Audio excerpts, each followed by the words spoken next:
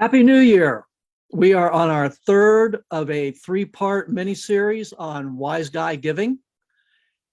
And principle number one was give more than you expect to give back. Principle number two was give out of love, not out of obligation. And principle number three that we're going to look at today is give gifts that tell people what they're worth. The scripture we're following is from Matthew chapter 2, verses 1 through 12. And in verse 11, it says, they opened their treasures and presented him with gifts of gold and of incense and of myrrh. Interesting gifts for a child, aren't they? What did these gifts mean? According to the customs of the day, gold was the gift for a king. Incense was the gift for a priest, and myrrh was the gift for one who is to die. It was used to embalm the bodies of the dead. When the wise men brought their gifts to Jesus, they didn't come bearing trinkets for a child. They brought gifts that indicated who he truly was, the King of Kings, the great high priest, the one who would die for the sins of the world. When you give a gift that says, I believe in you. You're worth something. We can't give with the attitude that says, I'm giving this gift because I'm generous. We must give it with the attitude that says, I'm giving this gift because you're worth it. The Talmud says, he who gives a coin to a poor man obtains 6 blessings, but he who addresses him with words of comfort obtains 11 blessings. What does that mean? It means that we should give in a way that builds up the recipient. Too often we give condescendingly and with too many strings attached. We try to use our gifts to manipulate people into doing what we want them to do. We give with the subtle message, now you owe me. This isn't giving, it's bribery.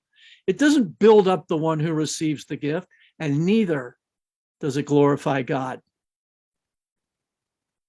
One day, a teacher asked her students to list the names of the other students in the room on 2 sheets of paper, leaving a space between each name. Then she told them to think of the nicest thing they could say about each of their classmates and write it down. It took the remainder of the class period to finish their assignment. And as the students left the room, each one handed in the papers. That Saturday, the teacher wrote down the name of each student on a separate sheet of paper and listed what everyone had said about that individual. On Monday, she gave each student his or her list. Before long, the entire class was smiling. Really? She heard whispered. I never knew I meant anything to anyone. And I didn't know others liked me so much, were most of the comments. No one ever mentioned those papers in class again, and the teacher never found out if they discussed them after class or with their parents. But it didn't matter. The exercise had accomplished its purpose. The students were happy with themselves and one another. That group of students moved on.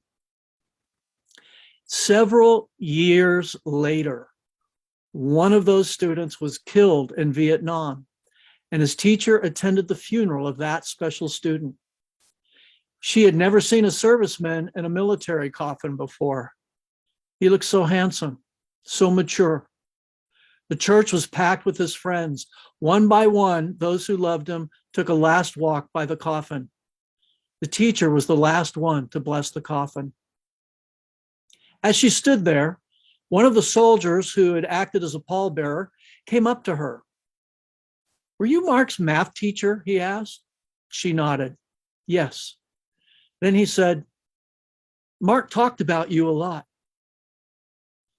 After the funeral, most of Mark's former classmates went together to a luncheon. Mark's mother and father were also there, wanting to speak with his teacher. We want to show you something, his father said, taking a wallet out of his pocket. They found this on Mark when he was killed. We thought you might recognize it.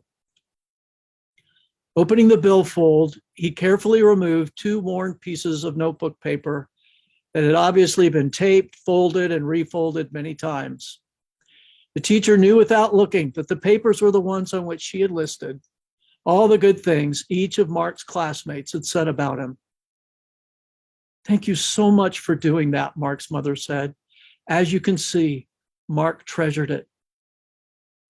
All of Mark's former classmates started to gather around. Charlie smiled rather sheepishly and said, "I still have my list. It's in the top drawer of my desk at home." Chuck's wife said, "Chuck asked me to put his in our wedding album." "I have mine too," Marilyn said. "It's in my diary."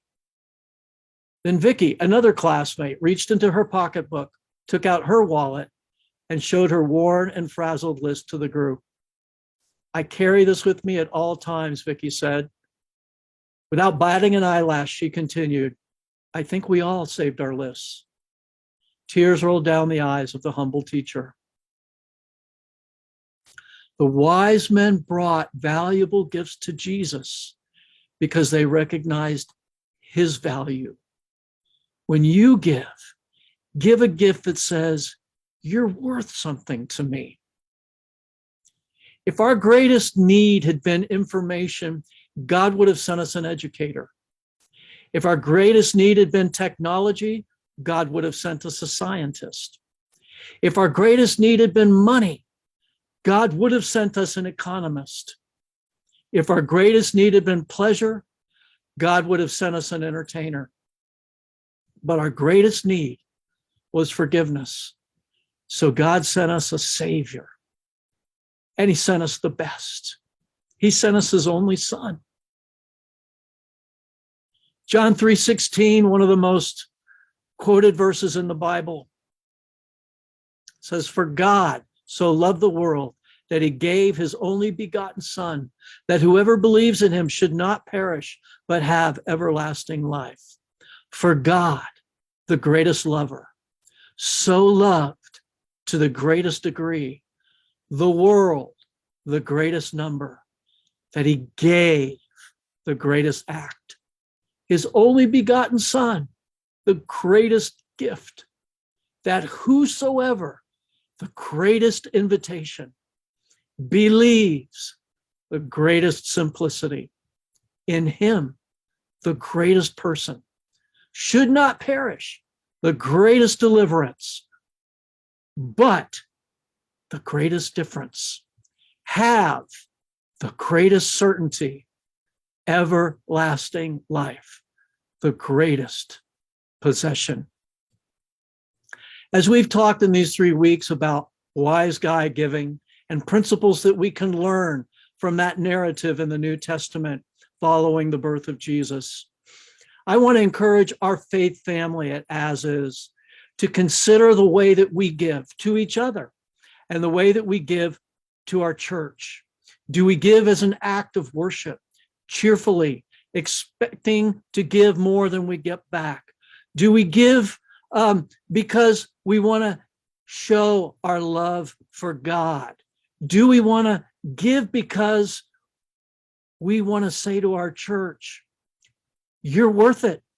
This mission, this vision that we're on to share Christ's love with a broken and hurting world is worth it. It's worth our investment of all the things we could spend our money on.